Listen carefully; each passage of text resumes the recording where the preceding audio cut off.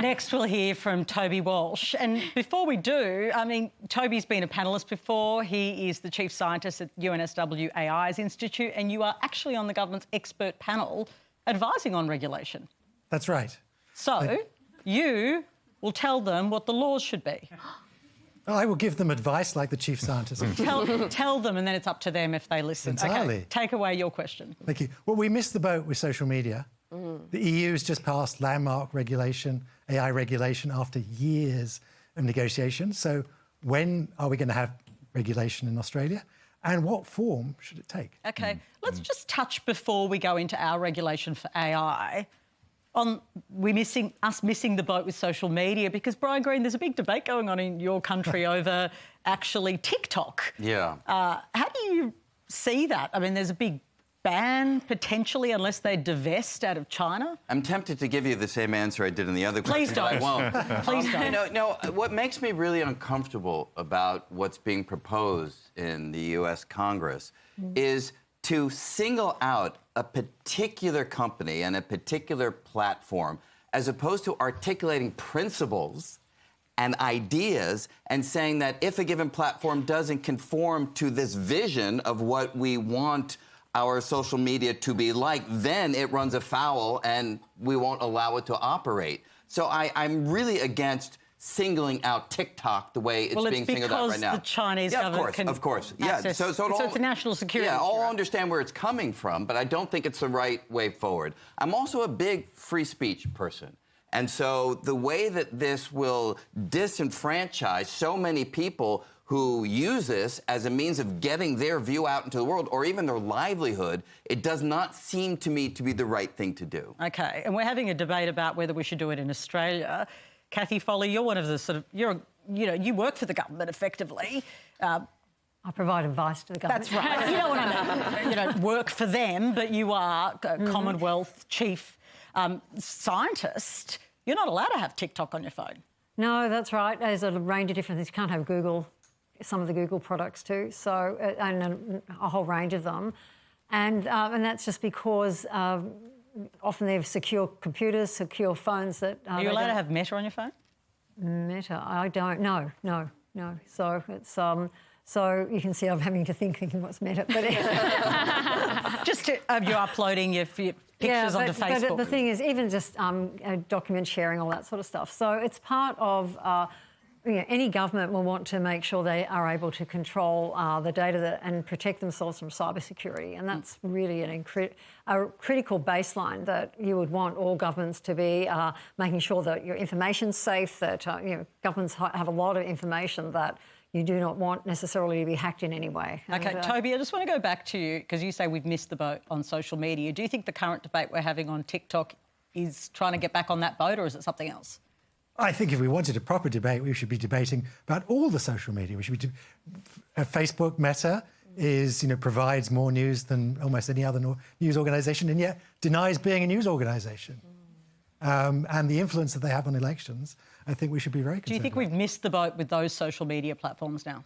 Well, they have had a material impact upon elections. That's very clear. You can look at evidence in the past. They've allowed, helped, promoted. I mean, the interesting thing is Obama was the first social media president. In that case, he weaponized social media for a good end, to get people out to vote, to get black people out to vote for the very first time. But those same tools now have been weaponized to prevent people from voting, and they don't seem to be adding to our democratic discourse. They seem to be taking away. OK, so but at the heart of your question is what should Australia's AI regulation look like? Nadia, what should it look like? I think we have to, again, I think we need to collaborate with global entities so that we actually start to get a feel for what the problem is, because how can we have a risk-based regulation without knowing what the problem is? So getting access to that data, I think, will be really important.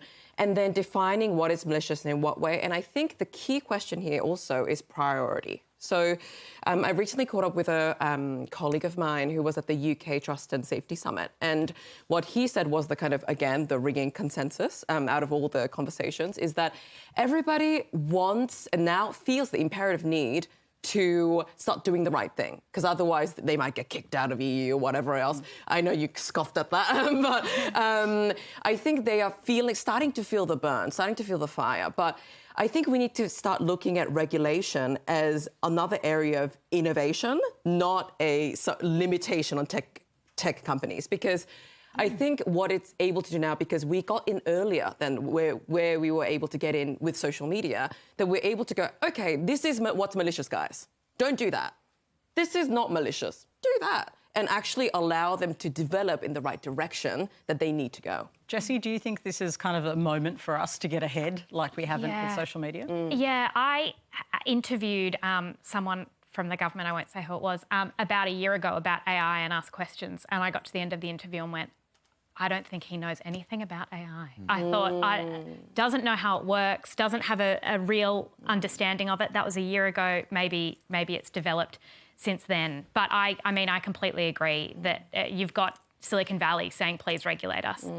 This is going to just get more and more competitive. I worry that in terms of this is a risk, this isn't, that sometimes we don't know, but releasing something out into the world because you've got pressure from A and C just feels like a disaster waiting to happen to me. We're really an early uptake country for technology. You know, we do go crazy for it, don't we? We pay with our phones and our watches, and you go to America and they're still relatively slow. We've been very rapid. Brian's like, well, talk for yourself. Probably not in New York. Excuse me. But we're some of the first to move on a number of technologies, and yet we're kind of takers of policy in these areas. So we do have to lead.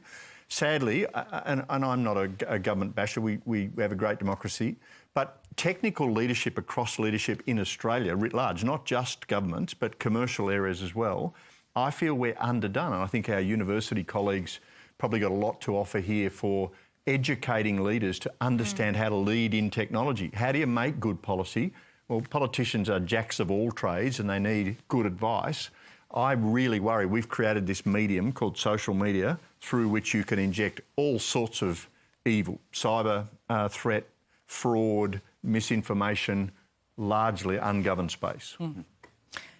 Do we need strong regulation in your view, Brian? Oh, absolutely. You do think so? Yeah. Now, if you ask me details of what that looks like, it's really difficult to articulate. And what the EU did, I mean, I read through, you know, the recent agreement that they came to, and it seems sensible.